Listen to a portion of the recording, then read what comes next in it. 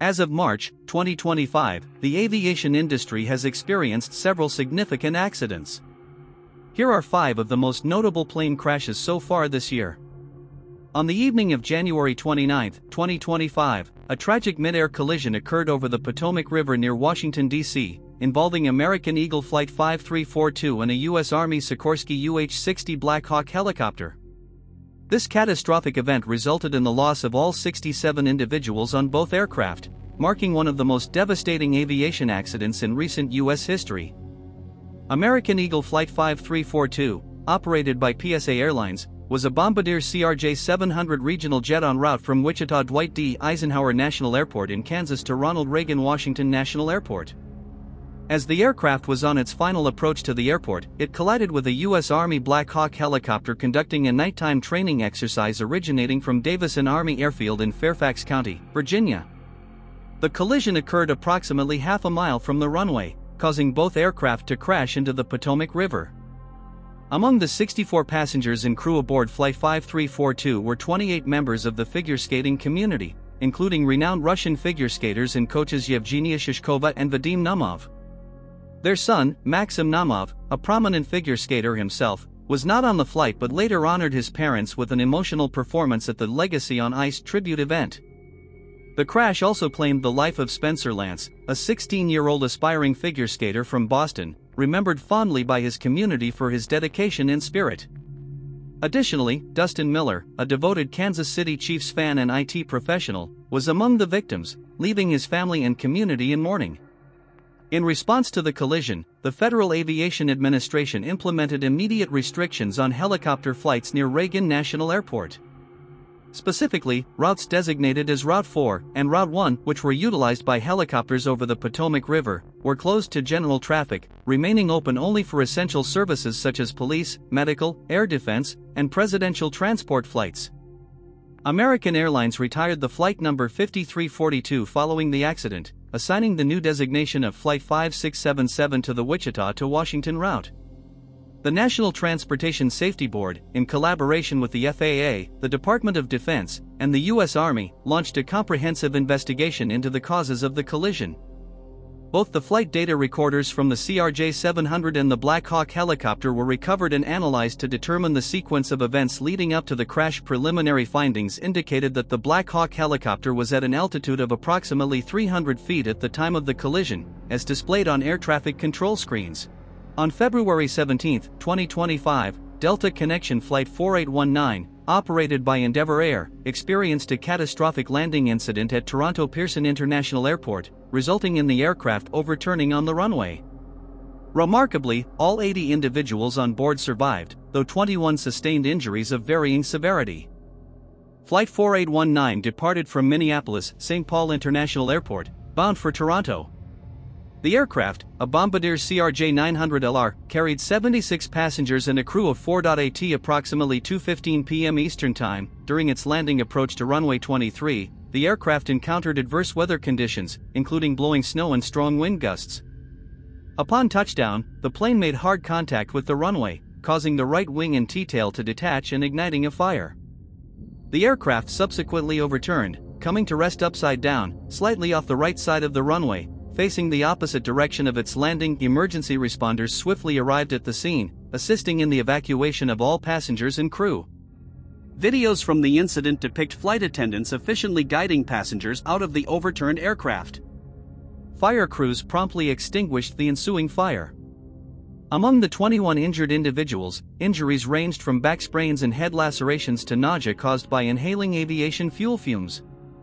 3 critically injured passengers, a child and 2 adults, were transported to hospitals via air ambulance. In response to the crash, Toronto Pearson International Airport temporarily suspended all flight operations. Flights were diverted to alternative airports, including Montreal Trudeau International Airport and Ottawa Macdonald Cartier International Airport. Normal operations resumed later that evening, though 2 runways remained closed to facilitate the investigation. The Transportation Safety Board of Canada, TSB, launched an investigation into the incident, deploying over 20 investigators to the site. They retrieved the cockpit voice recorder and flight data recorder for analysis. Collaborating agencies included Transport Canada, the U.S. National Transportation Safety Board, the Federal Aviation Administration, Endeavour Air, Delta Airlines, and Mitsubishi Aircraft Corporation, Delta Airlines offered each passenger $30,000 in compensation, stating that this payment did not affect their legal rights to pursue further action. Delta's CEO, Ed Bastian, publicly commended the crew's professionalism and emphasized the airline's commitment to safety, noting that such training ensures flying remains one of the safest forms of transportation. On February 6, 2025, Bering Air Flight 445, a scheduled domestic flight from Unalakleet Airport to Nome Airport in Alaska, tragically crashed over Norton Sound, resulting in the loss of all 10 individuals on board. The aircraft involved was a Cessna 208B Grand Caravan EX, registered as N321BA, manufactured in 2020. On that day, it carried 9 passengers and 1 pilot, all adults aged between 30 and 58. Flight 445 departed from Unalakleet Airport's runway 33 at 2:38 p.m. Alaska Standard Time, with an expected arrival at Nome Airport by 4:20 p.m. The aircraft ascended to a cruising altitude of approximately 7,700 feet. At 3:16 p.m., the last position transmitted by the aircraft was recorded at an altitude of 5,300 feet. Prior to losing contact, the pilot informed Anchorage Air Traffic Control of intentions to enter a holding pattern while awaiting runway clearance in Nome. No distress signals were received before the aircraft vanished from radar. The disappearance prompted immediate search and rescue operations. The Nome Volunteer Fire Department initiated ground searches from Nome and White Mountain but faced limitations due to adverse weather conditions, including snow, bitter winds, and fog, resulting in near-zero visibility. The United States Coast Guard and Air Force assisted, deploying aircraft such as the C-130 Hercules from Elmendorf Air Force Base in Anchorage to survey Norton Sound. Several Bering airplanes also participated in the search efforts. On February 7, 2025, the wreckage of Flight 445 was discovered on sea ice in the Bering Sea, approximately 34 miles southeast of Nome. Rescuers observed 3 deceased individuals within the wreckage, while the remaining 7 were initially inaccessible due to the aircraft's condition and location. The discovery confirmed the tragic loss of all 10 individuals on board. The National Transportation Safety Board launched an investigation into the crash. Clint Johnson, chief of the NTSB's Alaska region, stated that they were in the preliminary stages of the investigation, closely monitoring developments. NTSB Chair Jennifer Homendy traveled to Alaska to oversee the investigation and address the media. On February 25, 2025, a Sudanese Air Force Antonov and 26 aircraft tragically crashed into a residential area in Omdurman, Sudan, shortly after takeoff from Wadi Sayidna Air Base. The incident resulted in at least 46 fatalities, including both military personnel and civilians. Since April 2023, Sudan has been embroiled in a conflict between the National Army and the Paramilitary Rapid Support Forces, RSF, leading to a severe humanitarian crisis with millions displaced. This ongoing turmoil has strained the country's infrastructure and resources, including its aviation sector, which has faced challenges related to maintenance and the aging of its aircraft fleet. The Antonov An-26 took off from Wadi Sayidna Air Base in Omdurman, a city adjacent to the capital, Khartoum, at approximately 8:40 p.m. local time.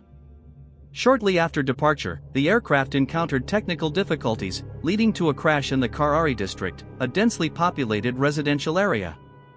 Eyewitnesses reported that the plane was flying at a low altitude before it abruptly descended and caught fire upon impact. The crash claimed the lives of at least 46 individuals, including women and children. Among the deceased were senior military officers, notably Major General Bar Ahmed, a high-ranking commander who had previously overseen forces in Khartoum, and Lieutenant Colonel Awad Ayoub.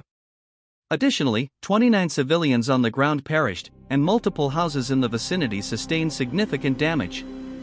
The incident also resulted in power outages in nearby neighborhoods. Emergency responders, including firefighters, swiftly arrived at the scene to extinguish the ensuing fire and conduct search and rescue operations. The Sudanese Ministry of Health issued a statement indicating that efforts were ongoing to recover victims trapped under the debris. The exact cause of the crash remains under investigation, with preliminary reports suggesting a mechanical failure as the likely culprit. On January 29, 2025, a tragic aviation accident occurred in South Sudan involving a Beechcraft 1900D aircraft operated by Eagle Air on behalf of Light Air Services.